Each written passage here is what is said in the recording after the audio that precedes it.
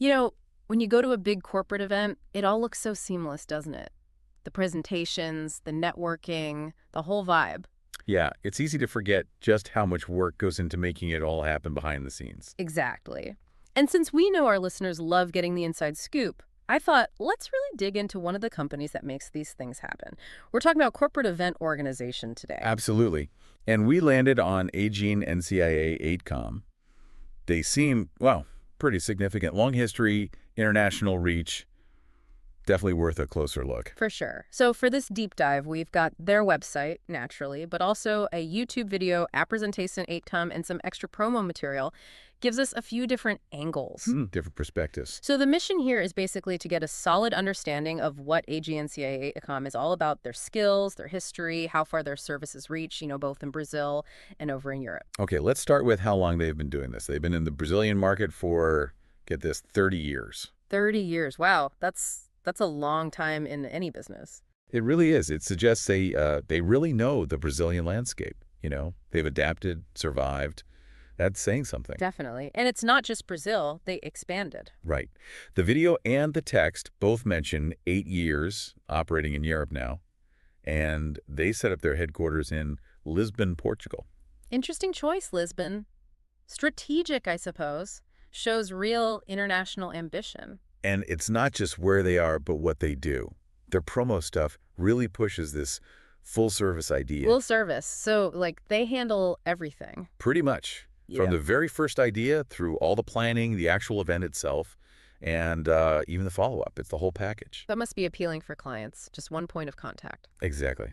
Less hassle. So what kind of events are we talking about specifically? Well, the YouTube video mentioned the basics. Fairs, congresses, parties, conventions, the usual suspects for corporate stuff. Yeah, but the promotional text kind of fleshes that out a bit more. They talk about direct promotional campaigns, too. Ah, okay. Like product launches or brand awareness drives. And get this personalized thematic training within conventions. That sounds quite specialized. It does. And the parties. Okay, the party section was kind of amazing. Oh, yeah. The sheer number of themes they've apparently developed and built sets for, well, listen to some of these. Neon party, train party, 60s, 70s, 80s. It's decades. Masquerade ball, Greek party, luau, medieval, country, Oscar night. Wow, they really cover the bases. Cartoons party, circus, costume party, 1001 nights, Halloween, Back to the Future, children's party, tropical night. That's quite a list. It sounds like if you can think of a theme, they can probably do it. And they build their own sets. The text mentions their in-house scenographia set design capabilities. Right. That's a big deal. Yeah. Having that control in-house means they can probably get really creative and customize things exactly how the client wants. Gives them a real edge, I bet. Okay, so shifting gears a bit, what about those promotional activities you mentioned? Yeah, it looks like they take a really integrated approach. They don't just manage it. They create the campaigns, design the media pieces, the uniforms for staff. Even game development? And they have their own roster of qualified promoters. It's all very contained within the company. That sounds efficient.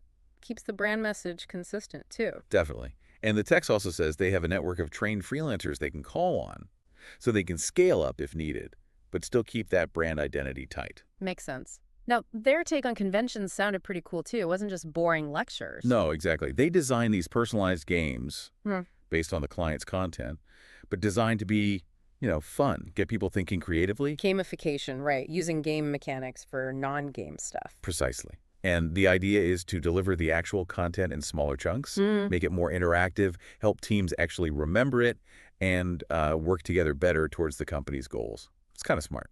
Blending the learning and the fun inside and outside the meeting room. I like it. Let's go back to that scenographia, the set design. What else can they do there? Well, the list was quite something. Life-size animated characters or mascots. Oh, wow. Theme stands for shopping centers, using those big tension fabrics you sometimes see in all kinds of shapes. Yeah, those can look really dramatic. And proper theatrical or event lighting. Yeah. So, pretty comprehensive. And they think about the performers, too. Yeah, that caught my eye. They specifically mentioned considering the needs of the actors and promoters who have to interact with the public within that set. It's practical. Not just about looking good, but working well. Good point. Okay, let's talk congresses. Big, serious events. They seem to have experience there, too. Oh, definitely. Especially in the medical field in Brazil. They listed work with major ones, the Brazilian Congress of Orthopedics and Traumatology, Urology, Dermatology. These are big deals. Very important gatherings. And they highlighted one project specifically for the Brazilian Society of Dermatology. They called it Medical Ludico Educacional. Medical, playful, educational. Something like that, yeah. The goal was to educate the public about dermatology in a fun, engaging way. It sounds like it got a lot of buzz. And part of that was something called the dermatunnel. That's the one. Yeah. They collaborated with a Professor Chow Lung from USP Telemedicine on it. Sounds really innovative. And we actually have links to YouTube videos about it, right? Interviews and stuff. Yep, showing the event, interviews with Dr. Jana de Oliveira Filho. It's good they document their work like that. It really is. And what happened to the dermatunnel afterwards? This is pretty cool. They donated all the materials to Estação Ciência and the Museu de Tatuí. Oh, really? Yeah, to create a permanent exhibit called Sala da Pele, the skin room for ongoing public education. That shows a commitment beyond just the event itself. That's actually really impressive, a lasting impact. It ties into their client philosophy too, doesn't it? How so? Well, they have this phrase, encantar, conquistar, surpreender y fidelizar os nossos clientes. To delight, win over, surprise, and build loyalty with our clients. Exactly. It's a strong statement of intent. And looking at their client list, well, it seems to back it up. It's huge and incredibly varied. Yeah, I was looking through it. Major names across so many sectors. Like Accor Hotels and Hospitality, Adidas in sportswear, Bayer in pharma, Bradesco and Itaú in banking. Cartoon Network, Globo in media, Embraer in aerospace, Fiat, GM, Mercedes, VW in auto. Johnson & Johnson, L'Oreal, P&G, Unilever in consumer goods, McDonald's, Nike, Samsung, Visa, Warner Bros. I mean, it just goes on. It really does. Working with that caliber of client, nationally and internationally, suggests they're pretty reliable and versatile. You don't keep clients like that unless you deliver. For sure. It implies strong partnerships built over time. And there was also this other company mentioned, Porta Banner Brazil. Ah, right. Yeah, that's part of the ACOM group. It's basically an equipment rental company they set up. They're their own use. Seems like it was created specifically to service AGNCIA, AGM's needs for things like congresses and events, renting out banner stands, that kind of thing. Makes sense. Keep it all integrated. Control the quality, the logistics. Vertical integration, yeah. Smart move, probably saves some headaches. Okay, and just to loop back quickly on where they operate, we said Brazil, obviously, and Europe. Yep. France, Italy, Spain, and Portugal mentioned specifically, with Lisbon as the main European hub. So that dual presence is pretty significant, handling events across different cultures, different markets. Definitely shows capacity and adaptability. Okay, so let's try and wrap this up. What have we learned about AGNCIA 8Com? Well, a lot, actually. Decades of experience, 30 years in Brazil, 8 in Europe.